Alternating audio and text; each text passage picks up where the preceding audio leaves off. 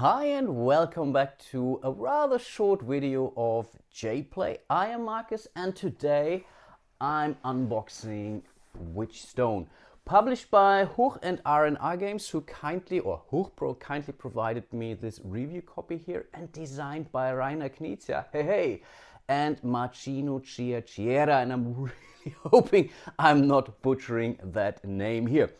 This game thematically feels like a mixture of Bonfire and the Quacks of Quedlinburg, but I think only in respect to the theme. Yeah, some pieces of how you're laying your witch tiles into your cauldron kind of reminded me a little bit of some of the mechanics of Bonfire, but apart from that, really, it's a very original Reiner Knizia game.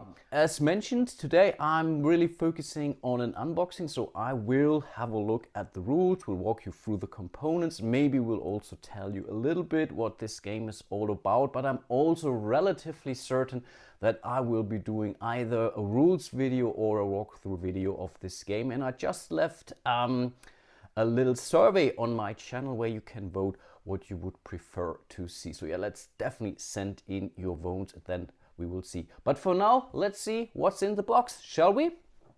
Okay then, let's have a look inside the box. I opened it, of course, so I looked at those components very briefly, so it's not really a very fresh unboxing, but it's close to it. So here we have the rules, and yeah, you can already see that those are coming in 3 languages. So we have the German version, the English version, and the French version. I mean, that's already a very cool thing. Pegasus is doing it this way, and it seems more and more publishers are moving towards this. Of course, this typically only works in kind of language independent games, which Witchstone most certainly is. But yeah, definitely appreciate it. Because the first time I looked at it and I said, wow, that's a heavy rule book. But then I noticed, okay, no, these are 3 languages. So yeah, it really comes with a ton of stuff. I mean, it's still not a small set of rules, actually, going through all of those. But yeah, I think it's really less frightening if you consider this as 3 different languages. Okay, then we have some player screens of the various witches and sorcerers, also what they are referred to here. All of those, I believe, yes, they do come with some more or less helpful things. So if you know the rules, and I do to some extent, these might make sense right now. Not so much, but yeah, they are there, and they're pretty much used to hide the various witch tiles that you're using to plan your actions, by the way.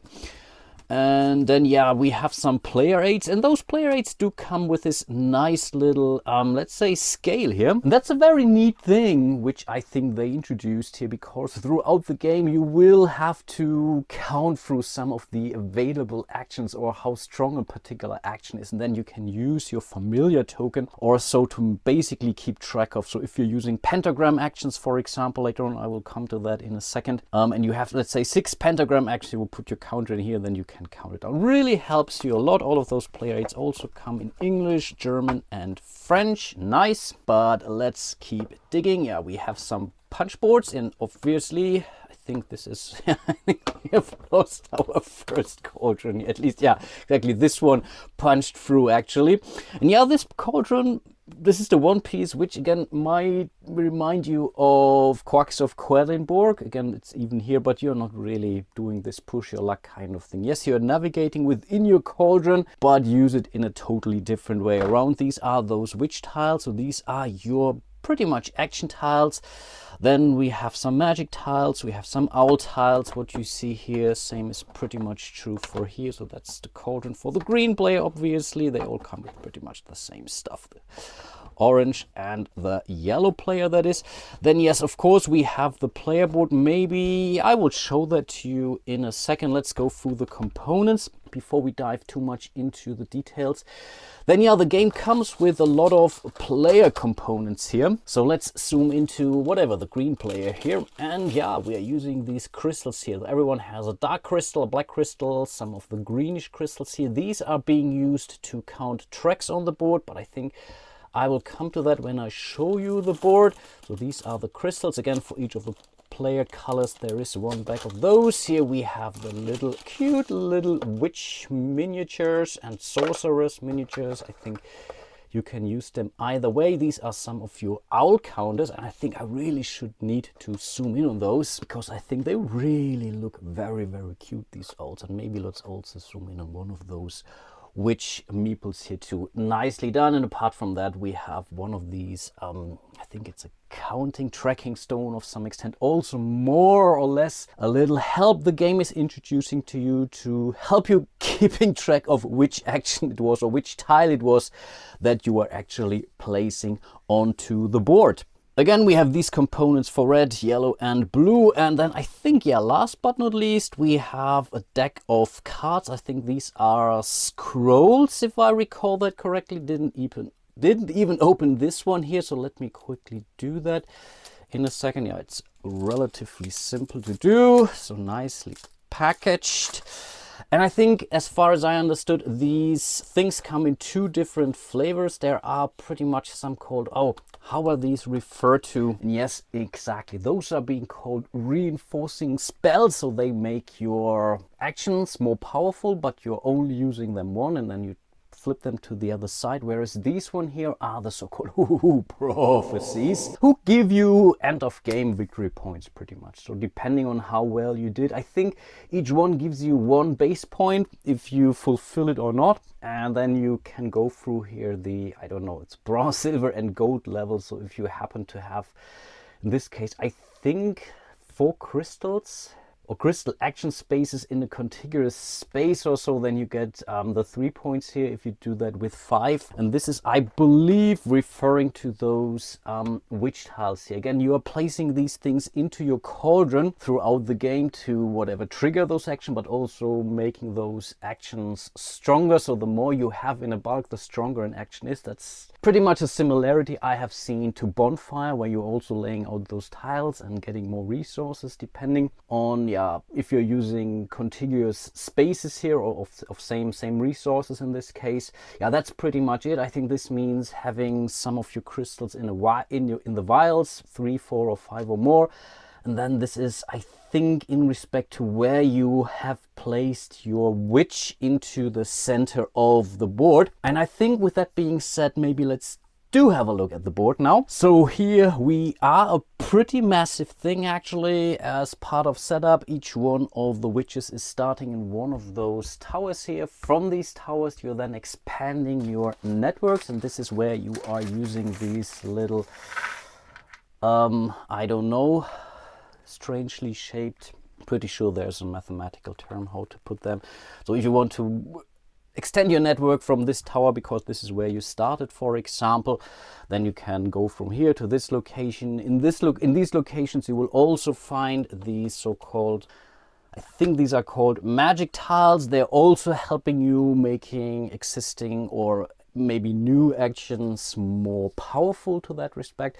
And ultimately, again, you may want to try to make it here to the center of the board by, I don't know, extending it further. By the way, you can use other players' connections here too, but then you have to pay more resources. Or not really resource, but more actions using different locations. And then whoever makes it into this center tower here first will either get 5, 3, 2 or 1 place. And this is then also corresponding to this victory point card here, which is then giving you an extra 3, 5 or 7 victory points. So in this game there is really a ton of synergies to consider. So this is really I don't know, an action selection fest designed by Reiner, Knizia and Martino, Chiacchiera here, really with a lot of thinking in circles, thinking how can I make an action more powerful and whatnot. So again, I only have read the rules, I have not played the game yet, but from what I read, it's a pretty involved game that requires you to think your actions through very much. So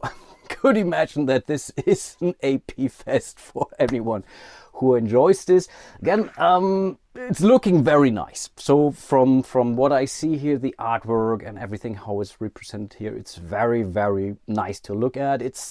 Or make no mistake, it's a very abstract game in the end, but again, he really tried to squeeze in the theme very nicely here. And again, there's a ton of things that you can do. You can move around this pentagram here. You can, as I already mentioned, you can move crystals later on your own little cauldron here, which is your player board. Then you are laying those tiles on that. So for example, if I lay this action tile in here, which means I extending this action, so I can now use this crystal action twice. If I do that another time, for example, let's say I put something in here too with one of my next actions, I can even do that 3 times for one. The same is true then for the pentagram action. Let's see, I extend this one here. So there's really a ton to think through in this game. Again, you have to move around these the landscape here, the world here. On the right hand side you have those prophecies and all those reinforcing skills which you want to get. On the bottom of the board you have the wand, where you can also trigger new actions or making actions more powerful, where you can gain victory points like this one here, for example. So it's really a ton you can do in this game, a ton that you have to think through in order to squeeze out as many victory points as possible.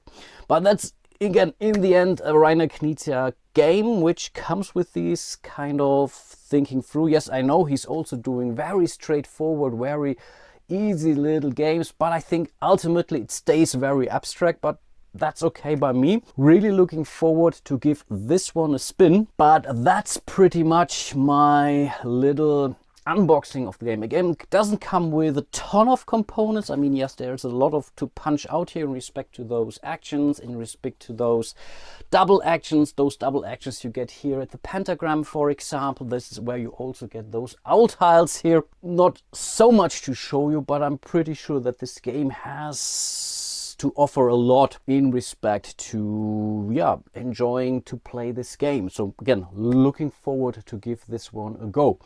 And yeah, really hope you enjoyed my little unboxing here. A huge shout out to all of my patrons and channel members out there. Really do appreciate all your support. Hope to see you soon in one of my other videos.